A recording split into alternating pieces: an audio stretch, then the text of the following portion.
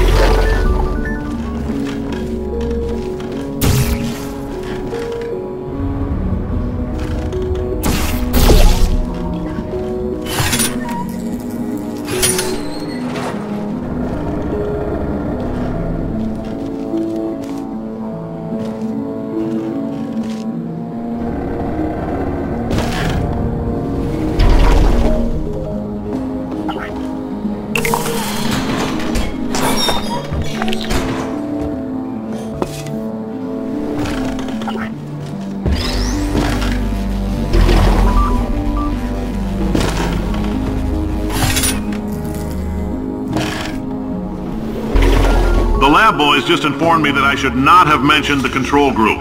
They're telling me I ought to stop making these pre-recorded messages. That gave me an idea. Make more pre-recorded messages. I pay the bills here, I can talk about the control group all damn day.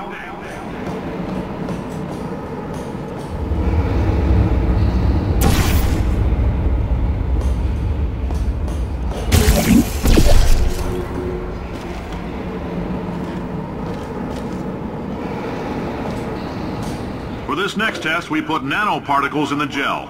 In layman's terms, that's a billion little gizmos that are going to travel into your bloodstream and pump experimental genes and RNA molecules and so forth into your tumors. Now, maybe you don't have any tumors. Well, don't worry. If you sat on a folding chair in the lobby and weren't wearing lead underpants, we took care of that too.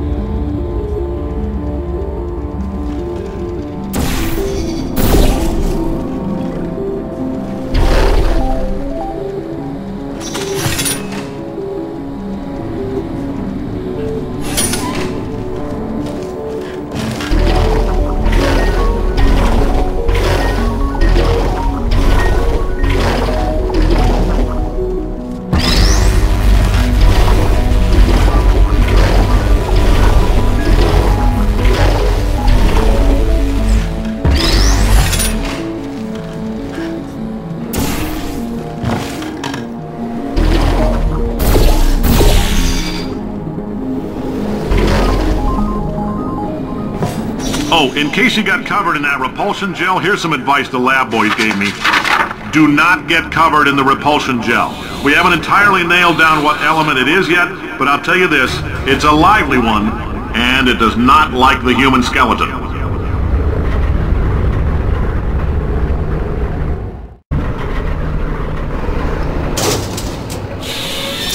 All these science spheres are made of asbestos, by the way. Keeps out the rats. Let us know if you feel a shortness of breath, a persistent dry cough, or your heart stopping, because that's not part of the test. That's asbestos. Good news is the lab boys say the symptoms of asbestos poisoning show a median latency of 44.6 years. So if you're 30 or older, you're laughing. Worst case scenario, you miss out on a few rounds of canasta. Plus, you forwarded the cause of science by 3 centuries. I punch those numbers into my calculator, it makes a happy face.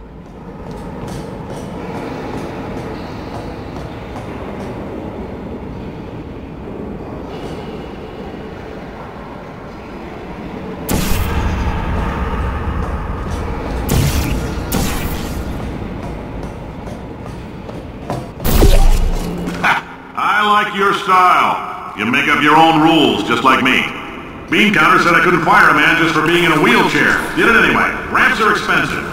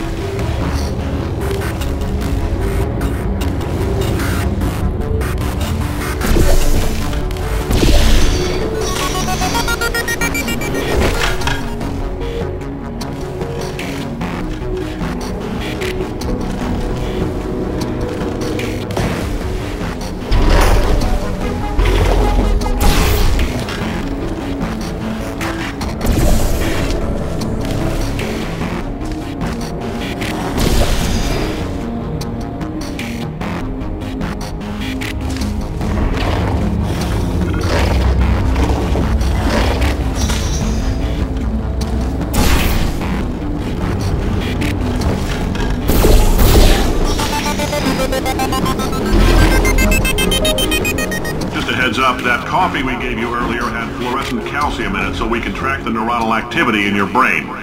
There's a slight chance the calcium could harden and vitrify your frontal lobe. Anyway, don't stress yourself thinking about it. I'm serious. Visualizing the scenario while under stress actually triggers the reaction.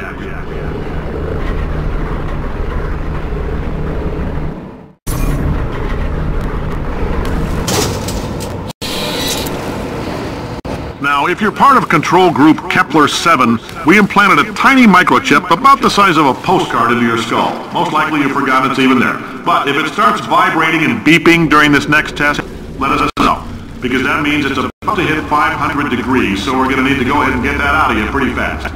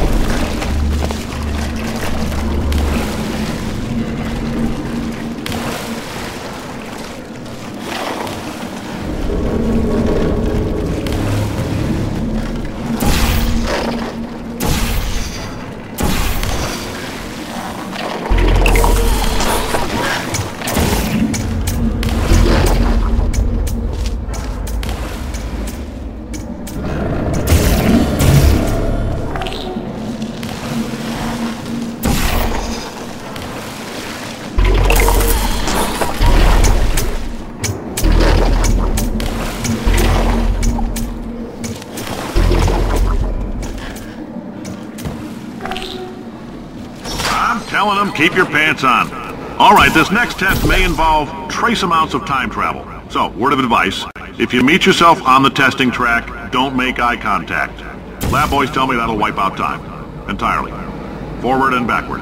So, do both of yourselves a favor and just let that handsome devil go about his business.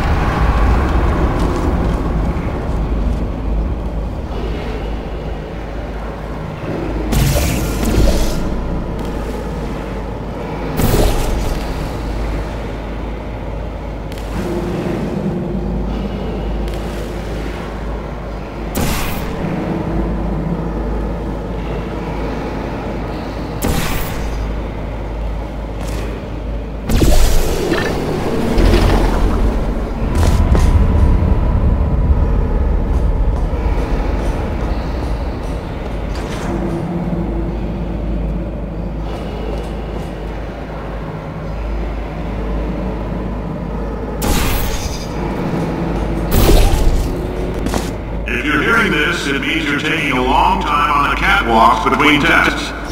The lab boys say that might be a fear reaction. I'm no psychiatrist, but coming from a bunch of eggheads who wouldn't recognize the thrill of danger if it walked up and snapped their little pink bras, that sounds like projection. They didn't fly into space, storm a beach, or bring back the gold. No, sir, we did. It's you and me against the world, son. I like your grit. Hustle could use some work, though. Now let's solve this thing.